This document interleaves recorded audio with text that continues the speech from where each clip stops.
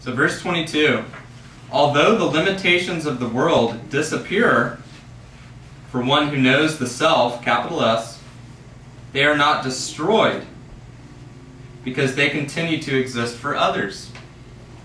Although the limitations of the world disappear for one who knows the self, they are not destroyed because they continue to exist for others. So just because somebody else is enlightened, that really has nothing to do with you. That's why people that talk about their guru, my guru is so enlightened, he's the highest stage of enlightenment, he's completely liberated, blah, blah. Good for him. He knows the limitations of the world have disappeared for him because he knows his true self. But they're not destroyed because they continue to exist for you. So, again, you have to do the work, right? 23. The self is obscured by the world in order that the reality of both may be discovered. The self is obscured by the world in order that the reality of both may be discovered. Sorry, I was thinking about the previous one. When you are by a person who's full of light, I don't know if it's enlightenment completely, but it immediately you feel different. So maybe yes, it's good for him and he blah blah blah, it's his journey, but being by a person like that boosts it's extremely beneficial, and it will, just being in the presence of someone like that, it helps, and it will raise your consciousness automatically. You don't really even have to do anything, just be there. But, and that's good, but you're not going to become enlightened just from being in the physical presence of a master. So 23, the self is obscured by the world in order that the reality of both may be discovered. What do you think that means? What do you think he's saying there? I think it's pretty deep. That it's confusing and the self, and once it's what it really is, what the world is and what the self is confusing at first, and once you start to wake up, then what it really is discovered. That's right. So when you wake up, are you just understanding the spiritual realms? Are you just enlightened regarding the spiritual realms, or are you enlightened regarding the spiritual and the physical realms, right? Your perception about what it's outside is completely different when you're alive. That's the point? Yeah, and so not only do you gain knowledge of the soul and God and all, you understand the world too now, too. In addition to the spiritual insight, you have a worldly insight. You understand this realm as well at the same time. Okay? So enlightenment is enlightenment and knowledge of the soul, God, but it's also knowledge and enlightenment about this world that we live in too. Both. He says both may be discovered. 24. It is the ignorance of our real nature that causes the self to be obscured. We talked about that last time. When ignorance is destroyed, the self is liberated from its identification with the world. This liberation is enlightenment. Okay, when ignorance is destroyed, the self, the soul, is liberated from its identification with the world. Why? Why? Because you really know yourself. You have truth self. So in that moment, everything becomes light. So when you discover that you are infinite, why are you liberated from your identification with the world? Because the world is impermanent. Right, because the world is finite. So when you discover, when you realize, beyond a shadow of any doubt, that you're infinite, you no longer identify with anything that is not infinite. This liberation is enlightenment. Verse 26. Ignorance is destroyed by the undisturbed discrimination between the self and the world. The undisturbed discrimination between the self and the world. One who can tell the difference. This is infinite, this is not. there are 7 stages in the growth of this wisdom. And I'm going to read a commentary that describes those 7 stages, because you notice he doesn't tell you the 7 stages, does he? He just says there are 7 stages in the growth of this wisdom. Okay, what are they? Patanjali, remember, this is a thin text, right? This was not meant to be a treatise on everything yoga, okay? It's a super short, succinct, concise text that was meant to actually be later unpacked by someone that was knowledgeable and could explain its contents. So it's like the blueprint.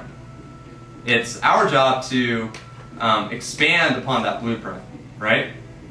So luckily, I have a commentary that tells me the 7 stages, so I'll read them to you.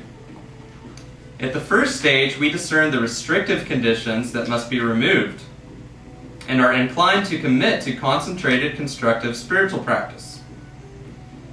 Okay, hopefully we're all there. At the second stage, restrictions which have the potential to cause suffering or misfortune are weakened to the extent that they are no longer influential. So we're beginning to burn off karma at the second stage, removing these restrictions, these samskaras that have the potential to cause suffering. They begin to become weakened. At the third stage, superconscious states, or samadhi, which enable us to examine the fine characteristics of our consciousness, are frequently experienced. At the fourth stage, when meditating, we can comprehend our relationship to the mind and to internal and external phenomenon and experience episodes of self-realization. At the fifth stage, mental impressions no longer modify or cause changes in awareness. Self-realization is constant. Episodes of cosmic consciousness may be experienced. The sixth stage is God realization. Cosmic forces regulated by the 3 constituent attributes, the gunas, of nature no longer cause changes in our awareness. And the 7th stage is complete liberation. Okay, so those are the 7 stages of growth. Verse 28, the distinction between pure consciousness and the world is revealed by the light of knowledge when the nervous system has been purified by the practice of yoga. The distinction between pure consciousness and the world, between finite and infinite, is revealed by the light of knowledge when the nervous system has been purified by the practice of yoga. Okay? Spiritual growth is a physiological process. Okay, spiritual growth is a physiological happening process. Your cells Does that make sense? change. Yeah. It's new. Everything about you I never can change, particularly the nervous system. As you practice yoga, your nervous system becomes more and more purified and refined so that you can experience higher states of consciousness. Okay? What's an example of a higher state of consciousness? Samadhi, realizations, maybe ecstatic states of bliss, things like that. Realizations is probably common. Aha moments. Aha moments. Yeah. What's a hum? But again, that's not a higher spiritual state. That's just you having an aha moment. A higher spiritual state is something where your being is different Well, than it is at a normal state. I think that's what I'm trying to ask, because besides samadhi, it's not I'm not talking about a place of no mind necessarily. What I've experienced is information that comes to me. But those aren't higher spiritual states of consciousness. Those aren't. Right, that's just information downloads, right? From God, from the Akashic records, whatever you want to call it. Okay. But your nervous system does not need to be prepped for you to have those downloads, or at least I don't think it really, not necessarily. To experience a samadhi type of state, you have to have a more refined nervous system, okay? For instance, some people when they're young might experiment with psychedelic drugs, for instance. Yeah. And they might have these kundalini experiences, these awakening experiences. But because their nervous system has not been purified and refined, they can't handle it. They're not ready for it. And so they freak out. And they probably never want to do anything spiritual again for the rest of their lives because they're so tainted by that early Kundalini experience that they weren't ready for because they hadn't done the work to purify the body. Your body is a temple for God, right? It's a vessel or temple for the divine. So in order for the divine to manifest fully in your body, it needs to be clean. It needs to be pure. It needs to be ready, prepared, right? Yeah. Going back a little bit real quickly, with a basic level of the purification, the redevelopment of the nervous system, would that be healing the Sushumna breath? The Sushumna breath, Down the spine. yes, the Sushumna breath is one of the best things you can do to refine your nervous system and to prepare your body to increase your capacity for the divine. Sushumna breath is one of the best because it purifies the nervous system, right? You're taking prana and bringing it up and down the spine through all the channels, all the nadis, the prime channel, actually the central channel, which is the Sushumna nadi. And so you're moving this purifying, enlivening energy up and down the spine and through the nervous system, which has a cleansing effect. It's like taking a shower every day for your energetic body. It's more than just a deep breath. It's like daily chakra hygiene. Wow. You know, the Sushumna. Good. So Chakra deodorant. chakra deodorant. That's right. So everybody understands that, right? How spirituality is kind of a physiological process. Does that make sense to everybody, more or less? It has to be. We have a body. Because you have to prep the body for these experiences. Otherwise, you're not going to be ready for them, and you're going to freak out. Even low-level samadhi experiences sometimes. Who's watched the video that Azud gave you so far? Kundalini. That guy, remember, he had that early Kundalini experience, and he had the weird back stuff. And what happened to him? He freaked out, right? Was he ready? Was his body purified and refined and ready to accept the divine energy in his... No. So he freaked out. So again, it's good to prepare for these things. But at the same time, It's good to- I'm sorry. Yeah. You want? But at the same time, I was talking about Toulouse the other day. It presents like it's a long journey. It's not something that will come quite like, we're starting the yoga training and it will happen next month. Right. It presents like something that goes with years. You So can I even begin... asked him, and I asked you, do you ever had a Kundalini experience like that? Yeah. A lot. But again, those are my experiences, right? So, and many of them actually I wasn't ready for. But I will say this, because when you do have these experiences, you know all this stuff's real. That's I have a like- Sushumna nadi. I have chakras. I have Kundalini energy in me. Oh, okay. I'm really not my body. I'm not. Then but it takes a while for the body to process what just happened to it. My body probably wasn't even ready for that experience, to tell you the truth. And all the experiences I've had, even the samadhi experience that lasted for a while that I talked to you about, my body wasn't ready for that, and I freaked out a little bit after that. I felt kind of frazzled. So again, yoga, prepping the body for higher states of consciousness, physiological. Okay. And Sandy, would you mind just sharing your out-of-body experience, or kind of what that meant for you? Yeah, I mean, I don't mind, no. Yeah. I was just having a massage where I work. It was an hour-and-a-half massage, but with someone who was also a craniosacral practitioner. She does some energy work and all that. And I've been to her a number of times before. It wasn't frightening. It wasn't even dramatic. It was For just... yourself? I didn't really see, but I felt. I just felt that I was not grounded anymore. But it wasn't scary. It wasn't threatening. Like It a wasn't... floating. It wasn't. It was just a sensation. I couldn't even describe it. It was just, I had just left, Right.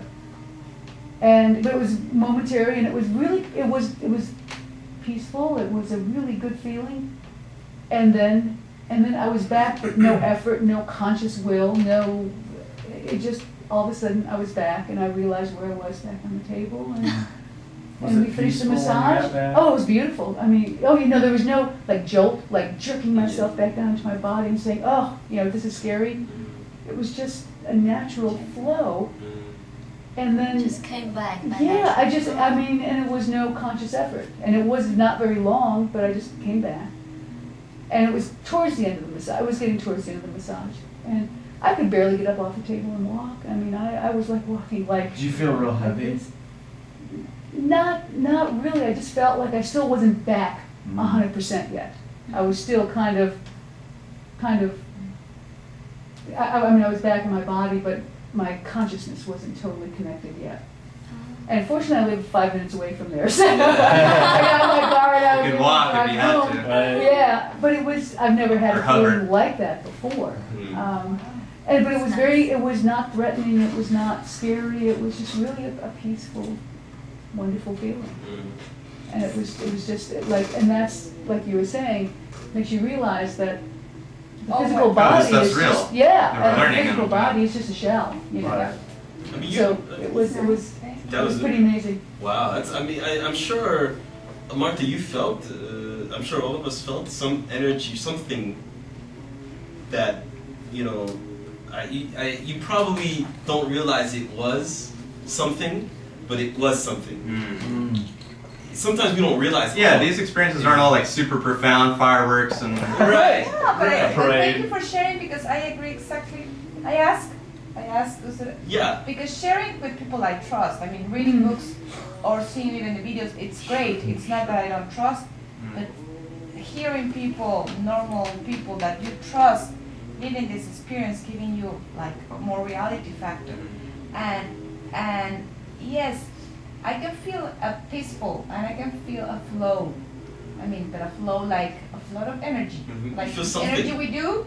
It's the energy that you know it's coming there, and you feel more bright or more there or Yeah. more happy or more peaceful. But nothing. There's something there. It's real. Nothing more. I have a And it's similar good experience. to know because you know it's real. Yeah. It's more than the. It's all real, and it doesn't matter if you have these.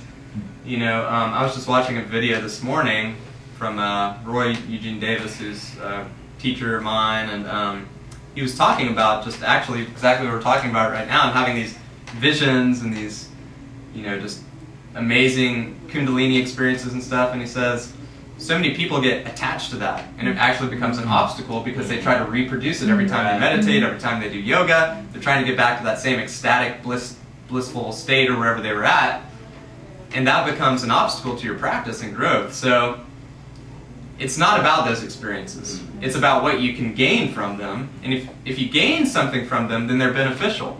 If you don't gain anything from them at all, then they're really not doing anything for you. And they're also there to let you know that there's something else here. It's not just. That's the main Yeah, thing. That's another reason why we go through them, to remind us, oh, there's something else here. It's not just what we see here, you know, just a room, us physical. There's something more. Yeah, that's a good point. So Yeah. that's why we go through them to know. Oh, remember! It's a remembering. It doesn't happen all the Yeah. time, but when it does happen, it's a nice reminder. It's a Yeah, reminder. and exactly it might right. be a channel open, no? It's a Too, channel, like we and- can turn it yeah, sure, in the and- Reiki and everything. Sure, everything, anything. It's I a don't reminder. know really what happened with Who my we really Reiki things, but at the same That time, reminds me. you know there's Yeah. an energy and Yeah, there's and something there. experiencing giving more reality.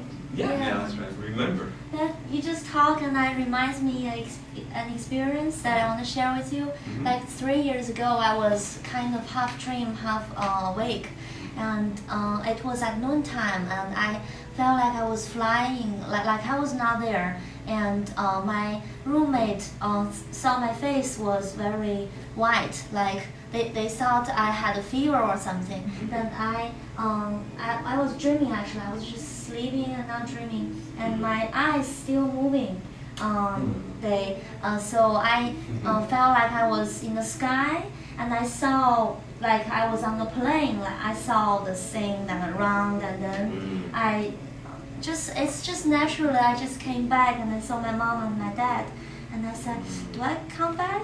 Yeah, I come back. I see my mom, and I just come between my mom and dad. It was so fast, and I felt a little bit not comfortable. And I said, what if I have a parachute? And I just felt like I was just all of a sudden, but it was very warm that time, the feeling. And when I woke up, I felt like all my body was really hot, really warm. And my roommate just touched me and said, "You have a fever?" But I forgot that experience. Like just reminds me. Pretty cool. Yeah, Nice. it's really, yeah. So that just kind of like helps remind you that you're not just your body, right? Yeah. Because if you can be out here all over the place all at once, then you're obviously more than just Lynn, right? You know, Yeah. and that's what these experiences do.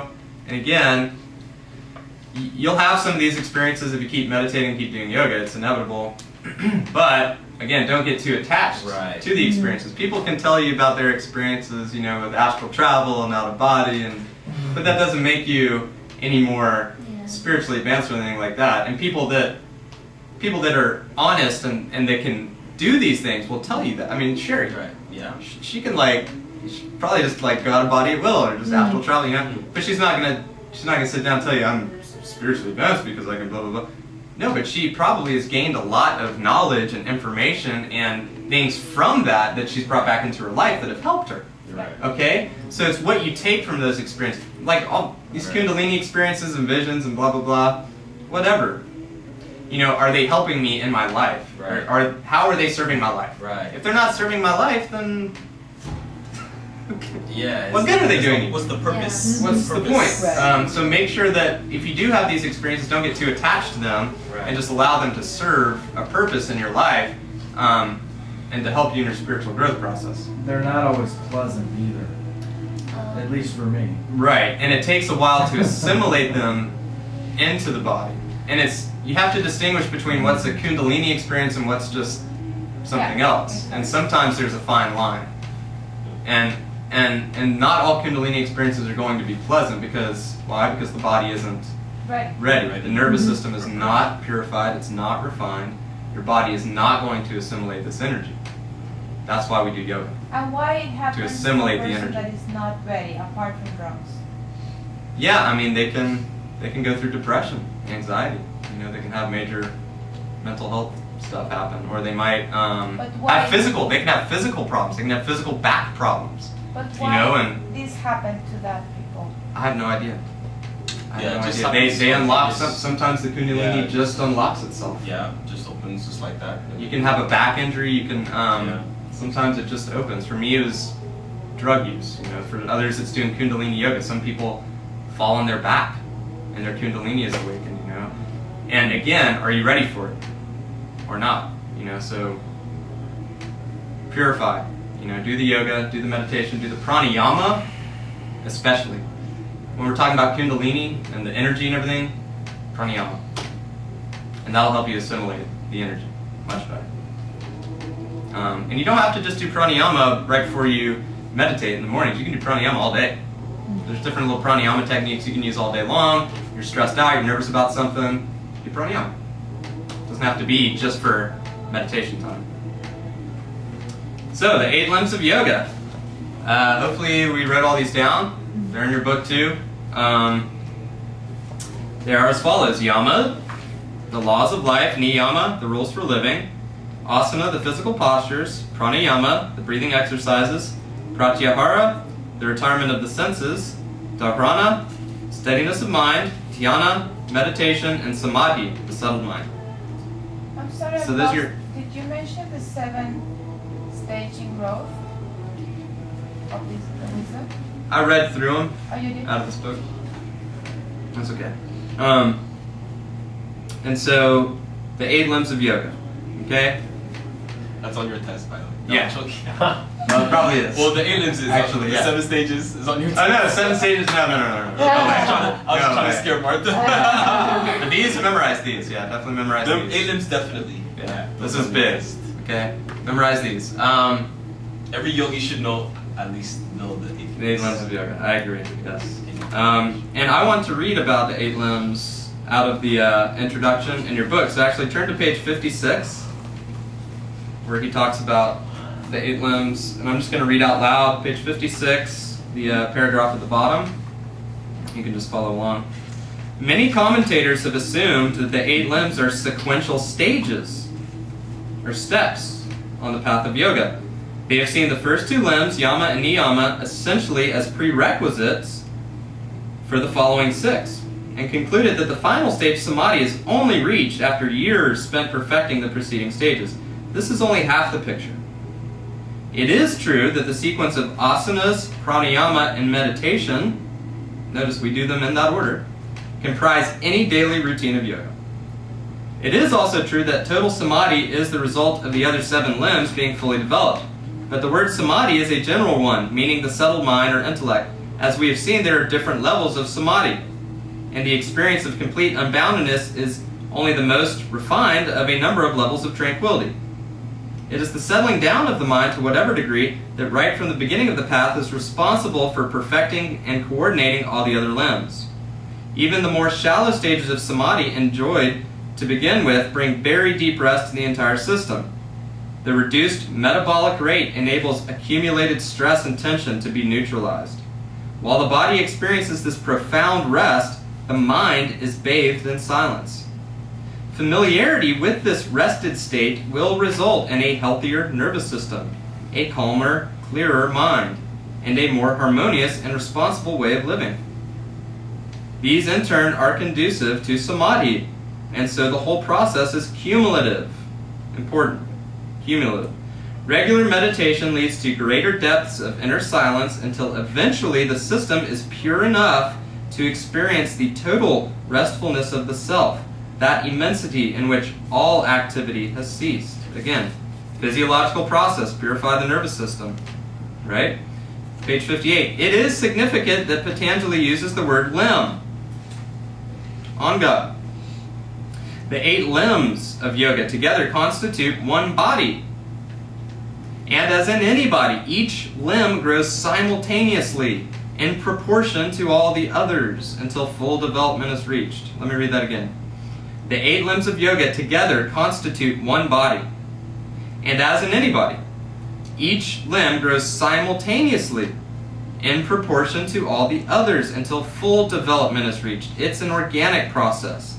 Had Patanjali wished to emphasize the idea of sequential steps, each to be completed before the next one begins, he would have used a word such as bhumi, which signifies a stage in yoga.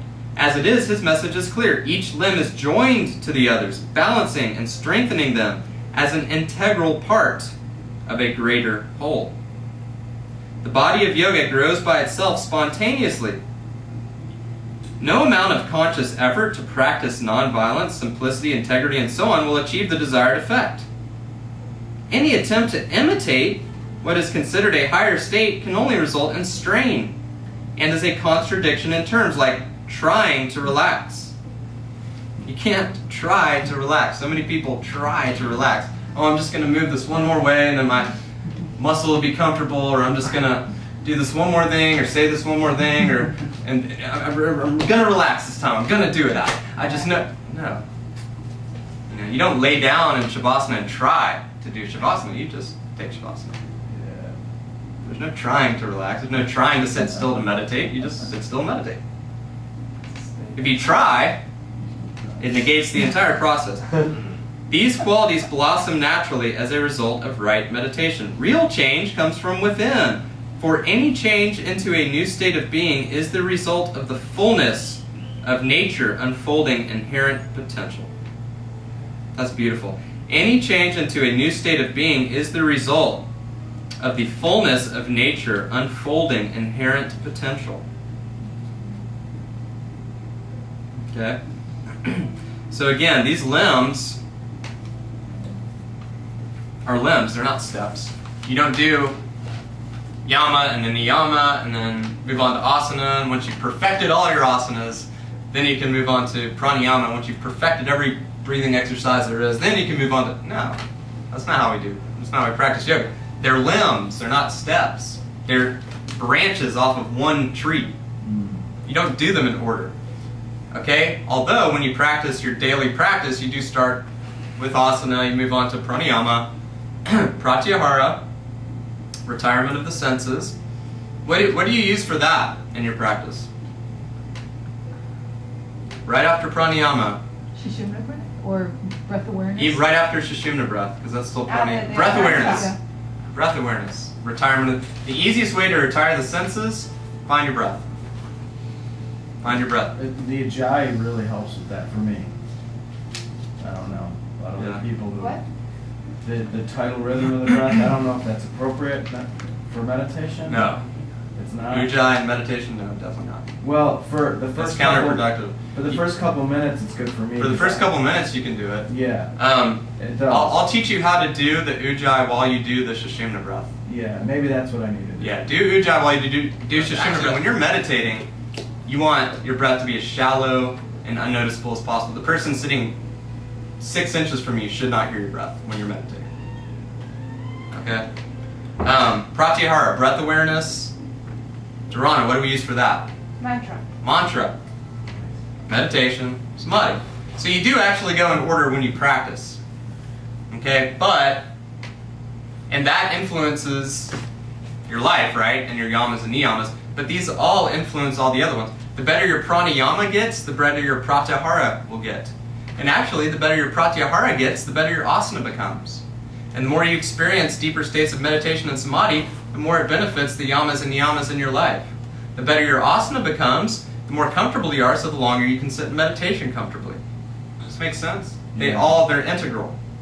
They're all interrelated, and they're all interconnected. You can't move on to one without moving on to the, improving in the others, all the others. Does that make sense? Yeah, like for me, I've been looking at these 8 limbs for a while. Even before we started studying it, I knew about it just from our discussions. And I'm finding that this Sushumna breathing and the pranayama is really where I need to start, because I have problems breathing, especially into this cavity here. But as I open that up, I'm able to take in a fuller breath. And then my breath awareness is better, and I can relax and sit still, and my asana is better. Then all the other things start coming. And there might be somebody that comes into yoga and they're a swimmer, Yeah. and they've got lung capacity from gods, and they're just, pranayama is not an issue. Yeah, But exactly. they might not be able to settle their mind, or they might have a gambling issue, or a severe addiction problem, or they lie a lot, or they cheat on their. You know what I'm saying? Everybody's going to start at a different place, and we all are going to be strong in different parts of these.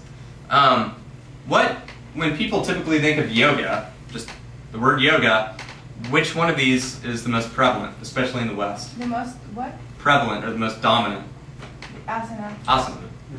When people say yoga, they think that is yoga. Asana, that's yoga. Well, what do we know now? That's how much of yoga? Just 1/8. 1/8 of yoga. So when you go to a yoga class, and if all they're doing is this, like you just go to a yoga class, all you do is asana for an hour and a half, you just did 1/8 of a yoga practice. just do an asana class. You just did an asana class. So that's why we teach you, the pranayama, the breath awareness, the chanting, mantra, meditation, to incorporate all of this into a yoga practice, and then bring all of this back out into the world, so it helps you with the yamas and niyamas, right? And actually, the more you practice the yamas and niyamas, the better your meditations are going to be. This stuff is probably great even to mention to beginners. Definitely. Maybe not their first class ever, but let them know that there's more to yoga than just the I think so. Absolutely. Sure. I would have liked that when I started doing yoga. I just thought yoga was this for years. Me too. Yeah. Me too. For years. Prior to coming here. But in a way, I think it's, people are ready to confront whatever they're ready to confront. So Right. if you present yoga as this, it will be now a lot of newspapers attacking yoga all over the world, because not all the governments and the groups wants people so aware. They like also to have people kind of in a stable, manipulated condition. Yeah, well, they like to give you the 10 Commandments, right? But they don't like to tell you how to do. It's That's why I like different. yoga. This is for Yoga's the people like- who really wants something else. Then okay, give you all the information. Well, it's like, look at page 56. And you look at the 8 limbs. The yamas and niyamas, what does the first 10 things look like? The 10 commandments. They're pretty much the same. Pretty much. Well, most systems stop there. Here's these things you should do that are good for your life. I'm not going to tell you how to do them. But do them. Trust me. Yoga gives you 5 additional steps, actually, to help you do the 10 Commandments. Okay? That's why you can take yoga and add it to any religious system. It's just going to make you a better Jew. It's going to make you a better Catholic. It's going to make you a better Hindu. It's going to make you a better Jain, because they gave you all these extra awesome steps to use to live the moral life that is in all the scriptures. You can add yoga to any religious tradition. It doesn't interfere. It's just going to make you better at what you're already doing. It's just going to improve your Christianity, improve your Judaism, improve your Hinduism. Oh, there's a few more verses here after the 8 limbs. Any questions about the 8 limbs? Definitely know these, okay? Try to memorize these. And just know that, again, they're not necessarily practiced in sequential order or steps, right? They're parts of a whole. So, real quickly, I'm just going to go through this. Verse 30, the laws of life are 5. These are the yamas. Non-violence, truthfulness, integrity, chastity, non-attachment. Okay, 31, these laws are universal, unaffected by time, place, birth, or circumstance. Universal laws. Together they constitute the great law of life. The golden rule. Do unto others. Okay? Verse 32, the rules for living are 5. These are the niyamas. Simplicity, contentment, purification, refinement, surrender to the Lord.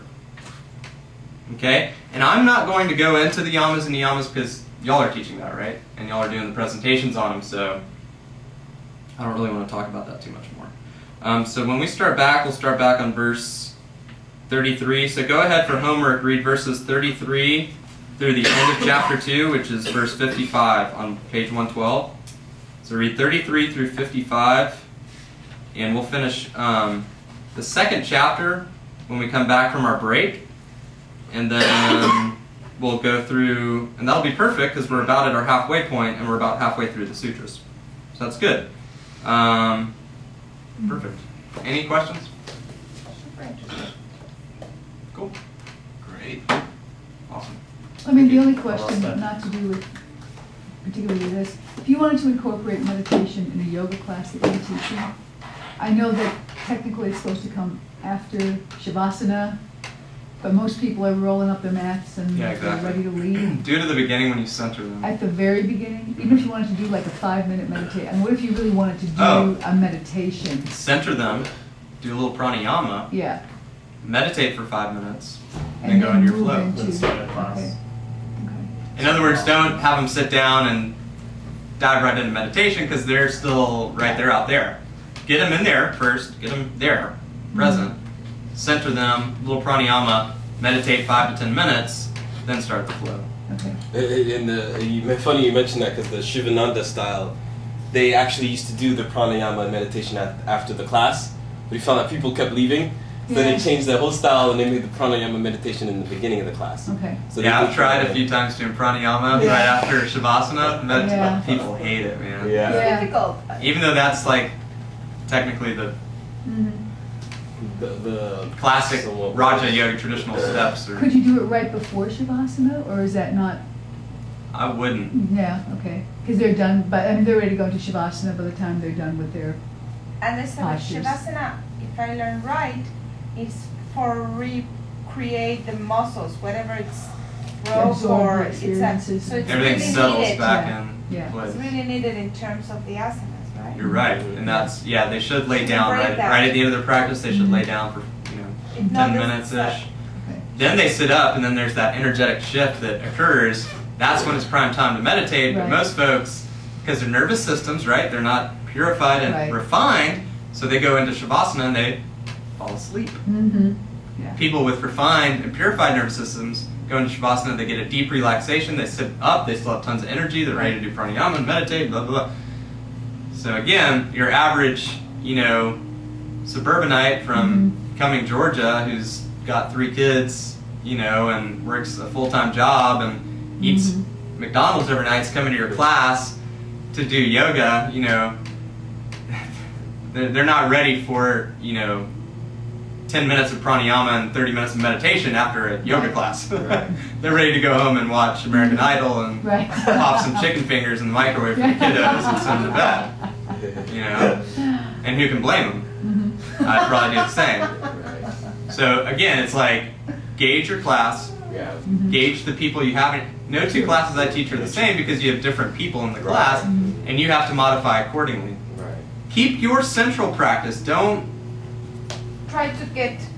the whole- try to adapt so much that Right. you lose who Right. you are as a yogi Right. and as a yoga teacher, but adapt enough to your clientele so that they'll come back. Because you. And keep them in gradient because one step at a time.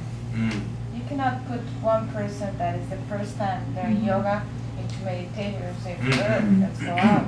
Yeah. They I want guess- action. A lot of people Yeah. come from the workout. For the physical part, Physical yeah. part is a great That's the first Sarah exercise. Baptiste. So get them Right. And if you want to engaged teach, and then boom. and if you want to teach that type of class when you get out of here, if you're more into the hot yoga core power flow stuff, and that's what you want to do, or Ashtanga or whatever, Power. cool. But know there's other stuff. Because a lot of teacher trainings, people get out of teacher training, and they still think yoga's this. Yeah. So we just want y'all to know there's a lot to yoga, thousands of years worth of stuff, And Azut's gonna teach you that well, it's not just yoga.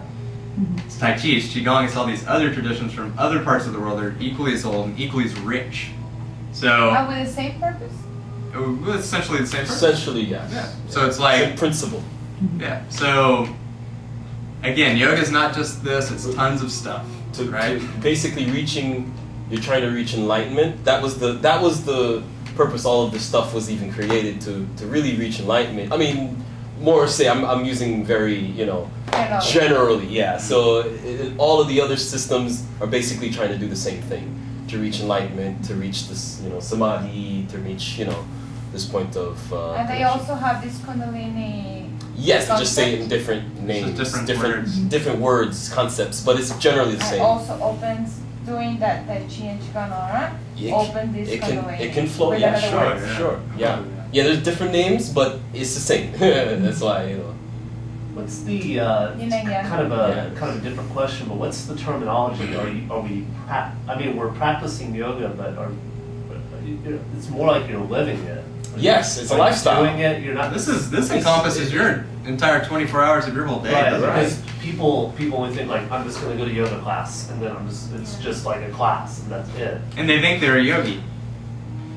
Going to Right. one asana class a week does not make one a yogi. Right, Right, for sure, like totally. You know You're what I'm not saying? a practitioner. A lawyer doesn't just, or a doctor, I should say, or a lawyer. Actually, that's not. I don't want to use them as examples. But anyhow, someone that's a practitioner Practice, yeah, is in a practice. Right. That's why it's called practitioner. you're always practicing. You're always practicing. Right. So it's like you're living your practice. You're living your trade, almost like a trade. Like a baker used to be a baker. A carpenter was a carpenter. Right. That's what they did. But it's like their lifestyle. They're Right. who they are. Right. So And we'll talk more about the lifestyle stuff too when we talk about Ayurveda. Right. But you already know some of it just from the yamas and niyamas. Sure. And knowing that if you want to do all these things, you have to have a certain lifestyle to be Right. able just to even do these things. Right. Just to be able to do a pranayama or a downward dog Right. or a headstand Right. or sit still for 30 minutes. There's certain things in your certain lifestyle you have to have or you just can't. Right. It just wouldn't fit. Oh, it's not that you would want to. You wouldn't want If to. you didn't have a certain lifestyle, why would you want to waste 30 hours just Right, sitting exactly. And that goes in it too. and not doing Yama. anything? Right. So I think we need to want to. Right. yeah, I guess what I'm getting It's at all. is- This is all lifestyle. Yeah. This whole thing is lifestyle. Yeah. All of it's lifestyle. it's more about like being yoga than doing yoga. right, sure, that's you good. like switch. Well, like, but again, not everyone's gonna be that way when you first come. sure. Yeah. So it takes time and practice Right. for one to realize it for themselves.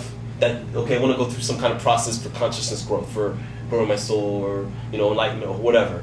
Right. They're there to really grow. And actually, everyone who comes to class, they were brought there for a purpose. Right. Something brought them there, whether it's physical, I want to lose weight, whatever. They're there. They're gonna get more. They could have gone to the gym and just I'm gonna go work with a personal trainer. Right. But they came to the yoga class, Right. so there's a purpose to that. So really get them to see that. Right. Is what I'm trying to say. I want to add a comment here. See, Chris practices that best he can, I know, at Henny's place. And it comes across. And when we have new students, you should see them glowing. Yeah. Because it's not just asana. Right. And they'll sit and they'll talk and they're just, you know, their eyes are glazed and they're excited again. It's pretty amazing that you can have that. And that's what I live for, and that's what all you will live Yeah. for when you start teaching. And because you've had me and Azut and Carolina to, like, you know, show you that there's so much more to yoga than just asana, you'll go out and you'll teach your classes and you'll incorporate these things, and people are just going to be glowing and blissed out of their brains when they walk out of your class. And it's not that you did that. You understand? You're just a facilitator. But you're a facilitator because you have certain knowledge that they don't have. They don't know how to do that. Right. Think about that for a second. Think about that for a second. In an hour and a half of your time, when you learn how to do these practices right, and again, it's not about getting blissed out of your brain, but man, it feels pretty good. In an hour and a half of your time, if you know what you're doing and your nervous system is okay, it doesn't even have to be great. You can get blissed out of your brain. But people, they don't even know they can do that. Right. They don't even know they're capable of that. They have to come to your class and pay you money to show them how to stretch and breathe so they can feel good. It's so rewarding. But it's cool because now you all have that knowledge and you can teach people how to stretch and breathe Yeah, and feel that's the good. rewarding part. Yeah.